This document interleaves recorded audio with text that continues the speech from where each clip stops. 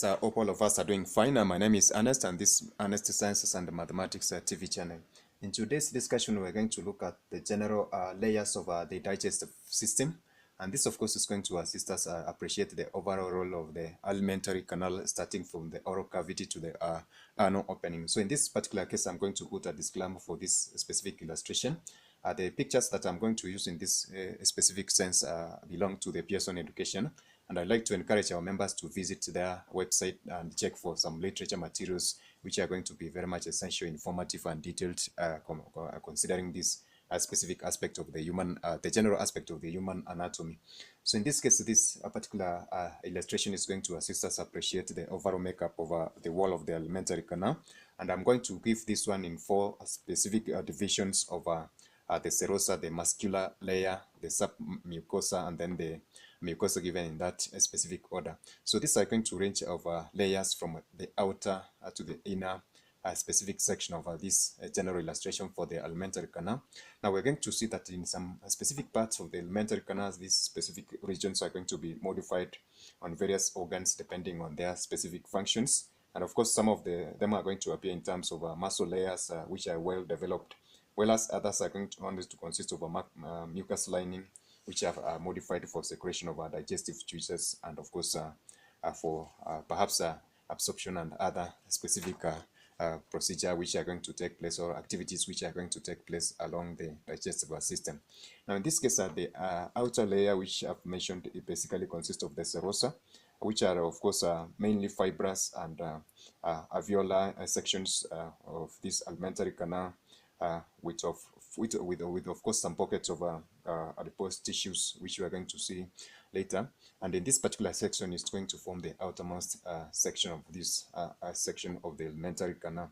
And then this is going to be followed by the muscular layer, and this muscular layer is going to be consisting of a number of layers of smooth muscles, which we had looked at our previous discussion. But of course, I'm going to give a finer details of this specific section, which is going to assist us appreciate the alignment or the overall makeup of this specific muscular layer of the, of course, the digestive system.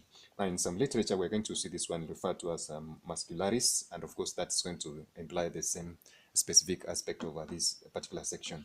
And then next, we're going to see that this is going to consist of the submucosa, which basically is a layer given in these specific colored forms, which are mentioned the blood vessels and the lymphatic system, nerves, or the lymphatic system, which are going to provide a connection or a connective tissues and other nervous system going to be situated at this specific point of the submucosa. And this, of course, basically are going to play a vital role of exchange of materials and nourishment. And as we're going to see later in a finer details, I'm going to, of course, explain elaborately on the function of that specific part. Now, the inner mucosa, as we're going to see, is folded in some way. And of course, this is going to play a vital role in ensuring that the food perhaps is constricted and ensuring the movement of food takes place. And also, this is going to provide a larger surface area for absorption of minerals and other substances. And one of the adaptive features is that this one consists of goblet cells that are going to secrete mucus for protecting this specific lining of the digestive system, as I had mentioned earlier in one of our videos. So now my next illustration is going to show finer details of this inner part of the digestive system, and perhaps I'm going to choose one of the examples in order to show this specific range of folds, which are, as I said, is one of the adaptive features of the digestive system. Now, this is one of the sections that consists of a cross-section of the large intestines, and of course, this is going to constitute the 4 layers which we had spoken about for the serosa, the muscular layer, and the submucosa, and of course, the other layer which we had given this specific upper part. And of course, this is going to be having this circular layer of muscles which we had mentioned, which are a section of smooth muscles. And this submucosa, as we said, is going to contain the blood vessels and the lymphatic systems and the nerves. And of course, it's going to be joining to this upper part of the muscularis, mucosa, and goblet sections of the cells which are contained in this specific part. And these are going to consist of gastric pits, which we had mentioned, of course, which are going to play essential roles in producing mucus and also other substances like the HCl or hydrochloric acid, which are very essential in digestion of food inside the stomach.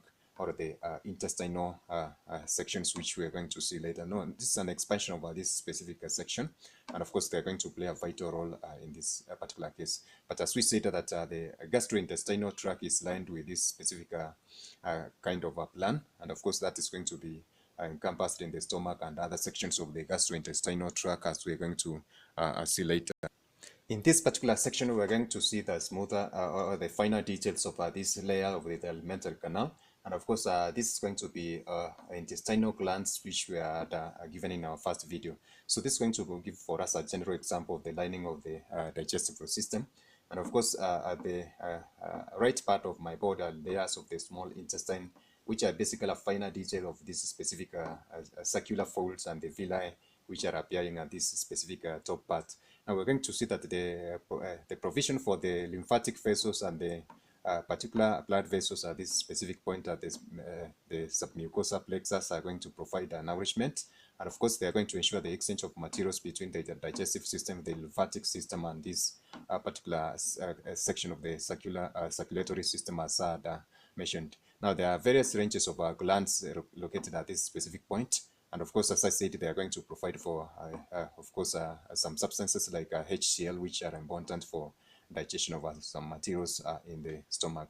Now, these specific layers of stomach, as I said, are going to constitute longitudinal layers of smooth muscles, which of course can be seen in this particular expanded form in this particular section of the muscular layer for the two sections which I've mentioned. So this constitutes the circular layers of the smooth muscles and myenteric plexus, which of course are going to form these two specific sections. And then we are decided that the submucosa is going to consist of these specific provisions for the, of course, the blood vessels and the lymphatic systems, or the lymphatic vessels in that particular case. And of course, there are going to be some of them at this specific point, which we are going to see at the mucosa, like this specific node located at this particular point. Now this therefore is going to make up a cross section of the digestive system, which is more elaborate, of course, especially on the section of the intestine, which are mentioned, consisting of these four specific layers of the mucosa, submucosa, muscular layer, and the serosa in that respective order. Now, in our next discussion, we're going to look at the concept of absorption, which occurs in the small intestine.